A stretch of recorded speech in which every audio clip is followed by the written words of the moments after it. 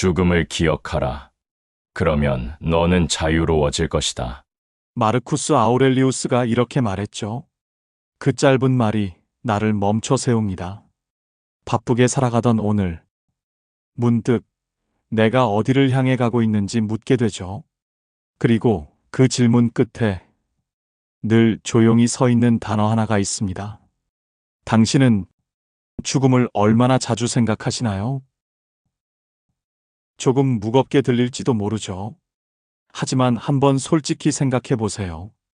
지금 이 순간 당신이 가장 두려운 건 실패가 아니라 끝 아닐까요? 우리는 매일같이 새로운 기술과 소식을 마주하며 눈부시게 변하는 세상 속을 살아갑니다. 인공지능은 하루가 다르게 진화하고 세상은 더 편리하고 더 빠르고 더 연결되고 있죠. 그런데 말이에요. 이토록 모든 게 바뀌는 세상에서 단 하나 절대 바뀌지 않는 것이 있습니다. 바로 죽음입니다. 수천 년 전에도, 지금 이 순간에도, 그리고 먼 미래에도 인간은 태어나고 살고 결국 죽습니다. 그 불변의 진실 앞에서 우리는 종종 외면합니다. 죽음을 생각하면 불편하고, 무서워서 외면하고, 바빠서 잊고, 혹은 아직 나와는 상관없다고 생각하면서요. 우리는 매일같이 무언가를 이루려 애쓰고, 계획을 세우고, 시간을 채워 넣습니다.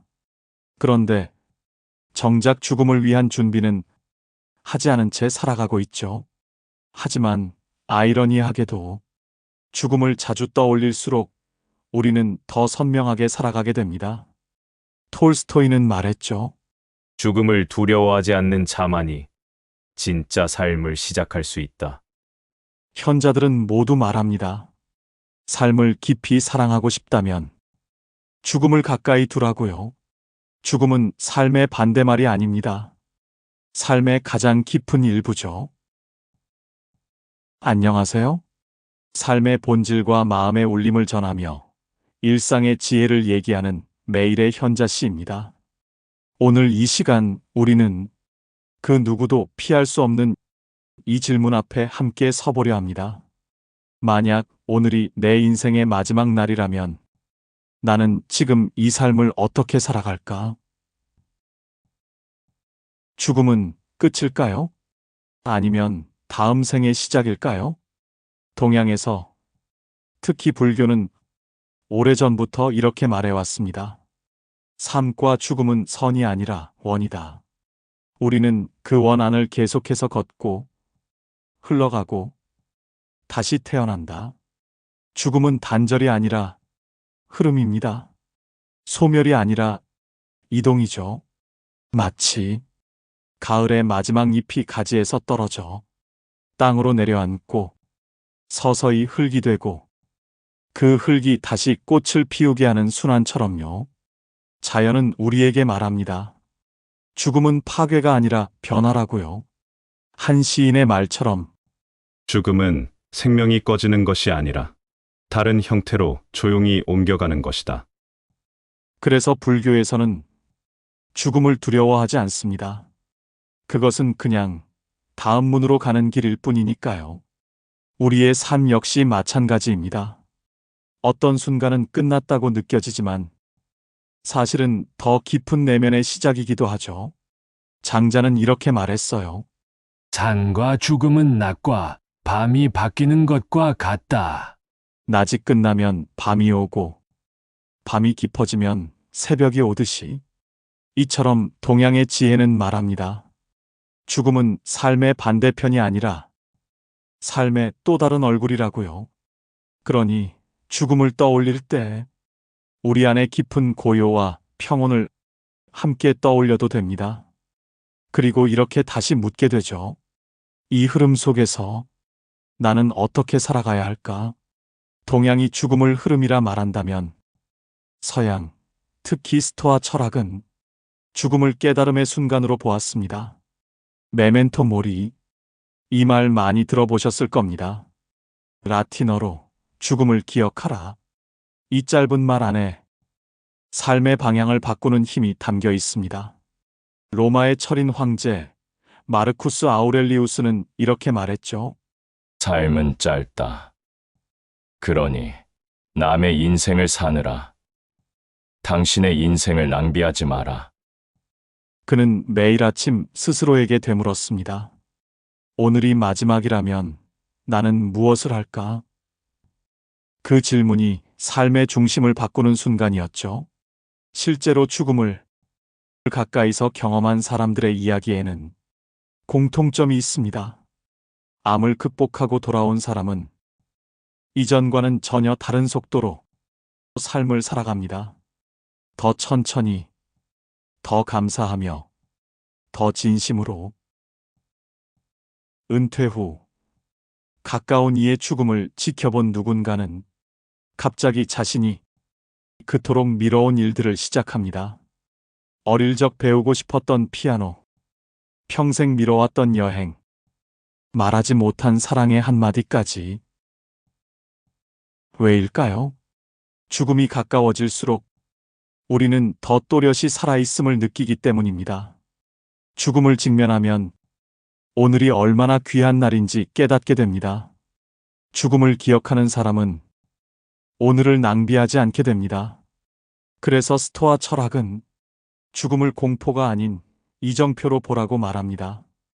그날을 잊지 않을 때 오늘이라는 하루가 선물처럼 느껴지기 시작하니까요. 죽음을 기억하라는 말은 책 속 철학자들만의 이야기가 아닙니다.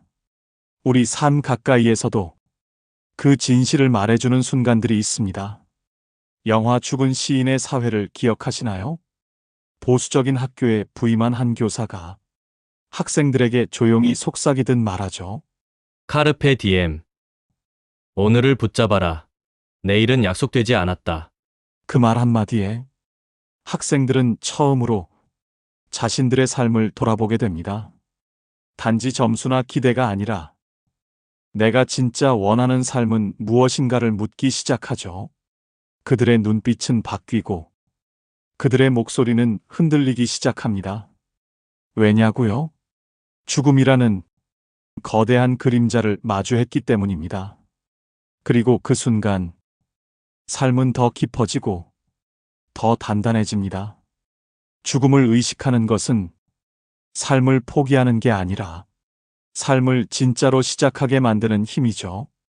이건 철학자나 영화 속 인물만의 이야기가 아닙니다.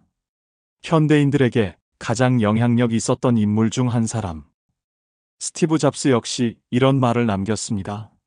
죽음은 삶이 만들어낸 최고의 발명품이다. 그는 매일 아침 거울 앞에서 자신에게 이 질문을 던졌다고 말합니다. 오늘이 내 인생의 마지막 날이라면 지금 하려는 일을 할 것인가? 그 질문에 며칠 연속 아니오라고 대답하게 되면 무언가를 바꿔야 할 때라는 것을 알았다고 해요. 그러니까 죽음을 의식하는 건 결국 삶을 바꾸는 질문을 던지는 일입니다. 그 질문은 거창할 필요가 없습니다. 지금 이 순간 당신이 하고 있는 일은 당신의 마지막 날에 여전히 하고 싶은 일인가요? 그 질문 하나만으로도 우리는 삶의 많은 것들을 다시 정렬하게 됩니다. 가치 없는 것엔 미련을 두지 않게 되고 사랑하는 사람에게는 망설이지 않게 되죠. 죽음을 생각한다는 건 삶을 더 뜨겁게 끌어안는 일입니다. 어쩌면 우리는 죽음을 두려워하기보다 죽음을 망각한 채 살아가는 걸 더 두려워해야 할지 모릅니다. 오늘이 마지막 날이라면 어떤 말부터 꺼내고 싶으신가요? 지금 그 말을 꺼내보는 것부터가 깨어있는 삶의 시작일지도 모릅니다. 죽음을 의식하면 삶을 바라보는 시선이 바뀝니다. 내가 정말 중요하게 생각하는 게 무엇인지, 내가 지금 붙잡고 있는 것들이 정말 가치 있는 것인지 조용히 들여다보게 되죠. 그동안 바빠서 못했던 전화, 끝내 꺼내지 못했던 미안해라는 말, 한 번쯤은 건넸어야 했던 고마워요라는 한마디. 죽음을 생각할수록 그런 관계들이 불쑥 떠오릅니다. 가진 것보다 내가 무엇을 남기고 갈 것인가를 고민하게 되고요. 사람은 누구나 자신이 남기고 떠날 흔적을 생각할 때 비로소 깊어집니다. 그래서 권해드리고 싶어요. 거창할 필요는 없습니다. 하루 5분, 눈을 감고 조용히 상상해 보세요. 오늘이 내 삶의 마지막 날이라면 나는 어떤 표정을 짓고 있을까? 그리고 그 표정을 떠올리며 지금의 삶을 다시 한번 조율해 보는 겁니다. 가볍게 유언장을 써보는 것도 좋아요. 누구에게 어떤 말을 남기고 싶은지, 어떤 물건을 누구에게 전해주고 싶은지, 무엇을 사과하고 무엇을 전하고 싶은지, 그런 죽음의 연습은 아이러니하게도 삶을 더 선명하게 보여줍니다. 혹은 이미 세상을 떠난 누군가를 가만히 떠올려 보는 것도 좋습니다. 그 사람이 내게 했던 말, 남긴 웃음, 떠난 이후 남은 빈자리의 크기, 그 기억 안에서 우리는 살아있는 나의 의미를 되새기게 되죠. 죽음을 마주하는 삶은 어두운 것이 아닙니다. 오히려 더 깊고 따뜻한 삶을 향해 가는 문이죠. 우리는 언젠가 반드시 사라집니다. 그 사실을 받아들이는 순간, 오늘이라는 하루는 더는 아무 날이 아니게 됩니다. 감정이 올라올 수도 있습니다. 두려움, 슬픔, 허무함. 하지만 그 감정들을 억누르지 마세요. 그건 자연스러운 반응입니다. 중요한 건 그 감정조차 삶의 일부로 껴안을 수 있는 힘입니다. 불교에서는 이렇게 말하죠. 모든 생은 무상하다. 그러니 지금 이 순간에 머물러라. 그 무상함을 자각하는 순간, 우리는 오히려 지금을 더 진하게 살 수 있게 됩니다. 마르쿠스 아우렐리우스도 말했습니다. 삶이 짧다고 해서 슬퍼하지 마라. 그 짧음을 깨달은 자만이 제대로 살 수 있다. 그러니 오늘 하루 당신도 한번 이 질문을 가슴에 새겨보세요. 오늘이 마지막 날이라면 나는 무엇부터 시작해야 할까? 그리고 그 질문에 답하는 삶을 하루하루 정직하게 살아가 보세요. 우리는 결국 모두 사라집니다.